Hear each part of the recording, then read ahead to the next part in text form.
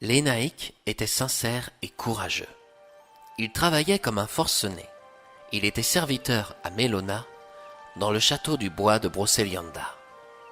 Le dimanche, au lieu de se reposer ou d'aller dépenser ce qu'on lui offrait dans la semaine pour se nourrir, vivre ou chasser, il s'en allait pêcher près d'un étang pour vendre les poissons qu'il attraperait. Il souhaitait gagner des écus d'or, mais il savait bien au fond de lui que c'était peine perdue. Cependant, il tentait toujours. Pourquoi ? Son vœu le plus cher était d'épouser la belle Aurore. Elle était aussi une servante, mais pas n'importe laquelle. Elle était celle de la princesse du bois de Brocéliande. Elle ne manquait de rien. La princesse la payait extrêmement bien. Aurore était devenue riche sans le vouloir, mais se moquait éperdument de ce que pouvaient représenter des écus d'or. Cependant, pour ses parents, c'était tout le contraire. Même si elle était la servante de la princesse, ils gardaient toujours un droit sur elle, celui de lui choisir un mari convenable. Le futur gendre pourrait bien être mal portant, violent ou voyou, tant qu'il posséderait des milliers d'écus d'or, il demeurerait plus appréciable à leurs yeux que Lénaïque, un brave garçon téméraire, rempli d'ardeur, loyal, détenant des bras vaillants et une santé de fer. Ce dimanche-là, Lénaïque s'en alla pêcher. Sur sa route, il croisa le regard d'Aurore. Elle l'aimait aussi. Elle le lui avait avoué lors d'une rencontre furtive. Il était heureux de savoir que leurs sentiments étaient réciproques.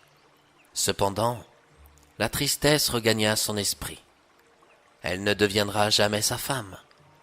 Avec ses maigres économies, il ne pourra jamais prétendre à obtenir sa main face à ses beaux-parents. Tandis qu'il pêchait, il perçut à quelques mètres de lui une grenouille mal en point. En effet, elle avait une ronce accrochée à son dos. Lénaïque, avec son bon cœur, se dit « Pauvre bête, comme tu dois souffrir !» Prudemment, il aida la grenouille à se débarrasser de la ronce. En la saisissant dans ses mains, il lui enleva un picot, cramponné à sa chair. Puis, il reposa l'animal au bord de l'eau, qui se hâta de plonger. Quelques heures plus tard, une vieille femme passa près de lui. Elle portait sur son dos courbé un sac rempli de bûches pour une cheminée. Sans le vouloir, son baluchon tomba.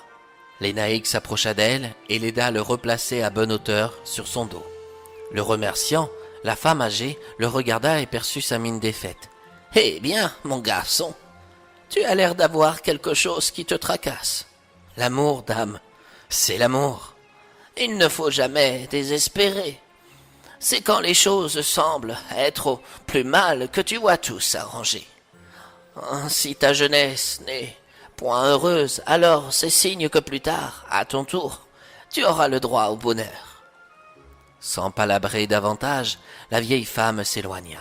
Parfois, de bonnes paroles et de jolies rencontres permettent de poser temporairement sur ses souffrances un baume apaisant. 1 heure passa, et Lénaïque entendit un groupe de jeunes gens bien joyeux. L'un d'eux s'appelait Malo. Il était le fils d'un meunier sur le village de Mélona. Lui, il a vraiment l'air d'être heureux, pensa Lénaïque. Il va se marier bientôt, il me semble, avec Cassandra. Dame, quand il va hériter du beau moulin de ses parents, il sera difficile de refuser à le recevoir comme nouveau membre dans n'importe quelle famille. Ce n'est vraiment pas juste. Lénaïque soupira. Les jeunes gens arrivèrent sur les bords de la chaussée où l'eau était la plus profonde. Malo montra à ses amis une bague en or qu'il avait achetée à Vanna avec son père le matin même. Il la donna à un de ses copains qui maladroitement lui échappa des mains. Le bijou tomba dans l'eau. La chute de l'objet amena des jurons et une dispute dans le groupe. Lénaïque entendit Malo s'écrier « J'offrirai bien 10 écus d'or à celui ou celle qui me permettrait de ravoir cette bague. » Lénaïque n'était pas sourd. Aucun des jeunes ne se présenta, car personne ne savait nager. 10 écus d'or, la somme était tentante. Lénaïque alla à leur hauteur et se proposa. « Est-ce que c'est vrai que tu fournirais bien 10 écus d'or ? » « Par tous les Britanniens, bien sûr !» Et moi, j'en donnerai 5, dit celui qui regrettait fort sa maladresse. Lénaïque était bon nageur. Il se déshabilla, plaça ses vêtements près d'un arbre. On lui indiqua l'endroit où le bijou était tombé. Hardiment, il plongea. La troupe regarda anxieusement la surface de l'étang. 1 minute passa, puis 2, et 3. « Par tous les Britanors, ce pauvre gars est mort, Malo !»« Il ne va certainement pas tarder. » Ensemble, ils essayèrent de toucher le fond avec de longues branches. Mais c'était vain. Lorsqu'ils jugèrent tous qu'il était impossible de ramener le corps de ce jeune homme, ils décidèrent de rentrer plus tristes que jamais. En plongeant, Lénaïque fut stupéfait de ne pas trouver d'abysse. Au contraire, il arriva dans un lieu étrange, inconnu à son esprit. Il traversa un portail magique qui le fit atterrir dans un autre monde. Le sol était sec. Sur des arbres, des oiseaux de belles couleurs vives chantaient. Il avait même retrouvé ses habits qu'il avait ôtés avant de se jeter à l'eau. Comment était-ce possible? Lénaïque suivit une allée qui sillonnait des jardins magnifiques, remplis de fleurs, de légumes et de fruits. Des individus y travaillaient et se trouvaient élégamment vêtus. Soudain, un palais se montra sous ses yeux. Il semblait être tout en cristal. 2 énormes hommes à tête d'aigle étaient debout, de chaque côté de la porte. À vue d'œil, on aurait pu les comparer aux chevaliers protégeant la cité de Vanna. Un baudrier passé en travers de leur poitrine soutenait une épée. Ils regardèrent Lénaïque et lui firent un salut. L'un d'eux déclara « Notre Majesté vous attendait. Elle nous avait prévenus de votre venue. »« Je suis loin d'être présentable. Je ne suis qu'un simple serviteur, » lâcha Lénaïque. « En effet, nous vous donnerons de quoi vous vêtir. » Toujours stupéfait par les événements, Lénaïque rentra dans le palais. On lui accorda de jolis vêtements, tout brodés d'or, et un long manteau, digne des couleurs d'un futur roi. Se regardant dans une glace, le jeune garçon ne s'en revint pas de sa transformation. Un des hommes à tête d'aigle vint le chercher. Au travers d'immenses salles du palais, élégantes les unes comme les autres, ils se dirigèrent dans un salon tout en or où se reposait la reine. Elle était belle comme un jour bien ensoleillé, douce comme une nuit de juin. Elle portait une longue robe qui semblait tissée de fils d'or et étoilée de perles et de diamants. Jamais il n'avait vu une femme aussi jolie. Il la salua. « Je suis la fée de l'étang dans lequel tu as plongé, » dit celle-ci. « Tous ceux qui se jettent à l'eau disparaissent des contrées de Britannia, comme tu viens de le faire. Mais au lieu de s'y noyer, ils arrivent dans mon royaume et auront le droit à une vie éternelle, tant que les fées conserveront leur pouvoir ici-bas. Le dernier homme qui plonge devient à la fois le roi et mon époux. Son pontificat dure jusqu'au prochain qui pénétrera dans les profondeurs de l'étang. Comme tu as pu le constater, en venant dans mon château, ils évoluent vers des rôles de jardiniers ou de bûcherons. Ils ont tout ce qu'il faut pour se nourrir ou se loger à leur guise. Tous ceux qui se sont noyés avant toi ont accepté d'être rois pour un temps indéterminé, mais ceux qui refuseraient seraient cruellement condamnés à de durs travaux. Pour toi, j'agirai autrement. C'est-à-dire?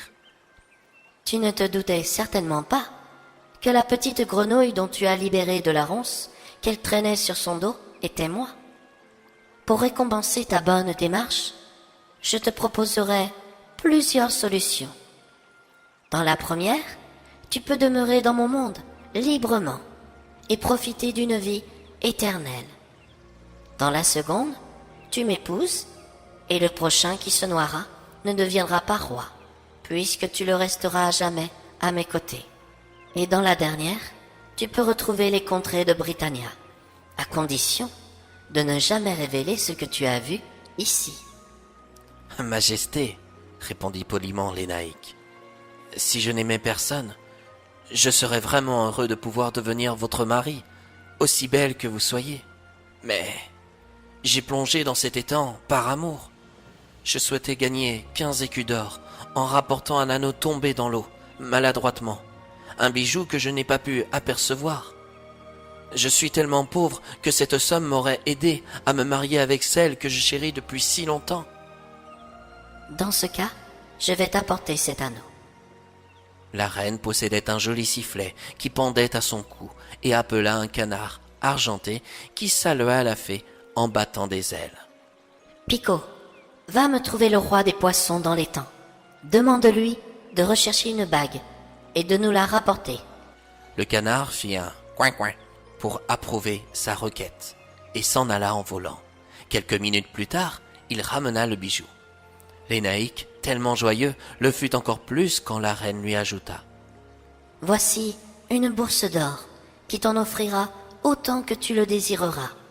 Ton âme est pure, fidèle, loyale et loin d'une avarice maléfique. Marie-toi et sois heureux. » Dans un élan de reconnaissance, Lénaïque mit un genou à terre et lui baisa la main. « À présent, il te faut retourner chez toi. » affirma la reine. « Ne raconte à personne ton aventure, ni la magie de cette bourse. De plus, laisse le fils du meunier te donner les 15 écus. Il est riche et te les doit bien. Prends bien soin de toi, jeune homme. » Lénaïque fut reconduit par un homme à tête d'aigle, là où il avait découvert cet étrange monde. La créature reprit tous ses vêtements et lui montra une échelle. « Monte rapidement, » dit celui-ci. « Lorsque tu seras au dernier barreau, tu apercevras le ciel à la surface de l'eau, et d'un vigoureux coup, tu regagneras les bords de l'étang. » Le jeune homme s'exécuta.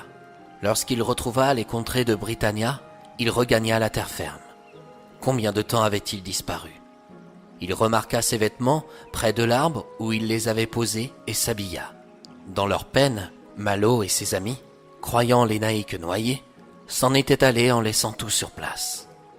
Lénaïque installa sa bourse de fée dans l'une des poches de son pantalon et mit l'anneau d'or autour de l'un de ses doigts pour ne pas le perdre. Il fila au moulin de Mélona. Son arrivée fut saluée par des cris de surprise et de joie. Mais Malo s'écria: « Tu t'es moqué de nous! Tu as nagé entre deux eaux, et tu es ressorti, plus loin pour nous faire une farce. »« Ah non, pas du tout, » dit Lénaïque. « Si, et c'est mal. On a cru que tu t'étais noyé, on t'a cherché, on t'a même pleuré, » mentit-il. « Si j'avais fait ce que tu prétends, jamais je ne serais revenu t'apporter ta bague.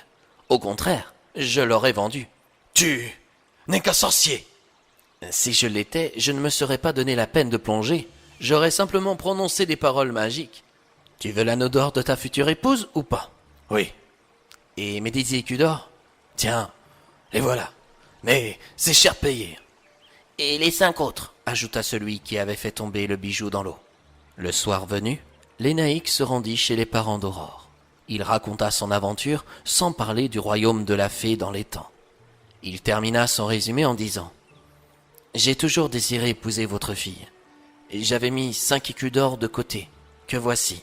Aujourd'hui, j'en ai gagné 15, également pour elle. J'en ai donc 20. Si je ne déplais pas à Aurore, combien m'en faut-il pour que vous puissiez m'autoriser à obtenir sa main ?»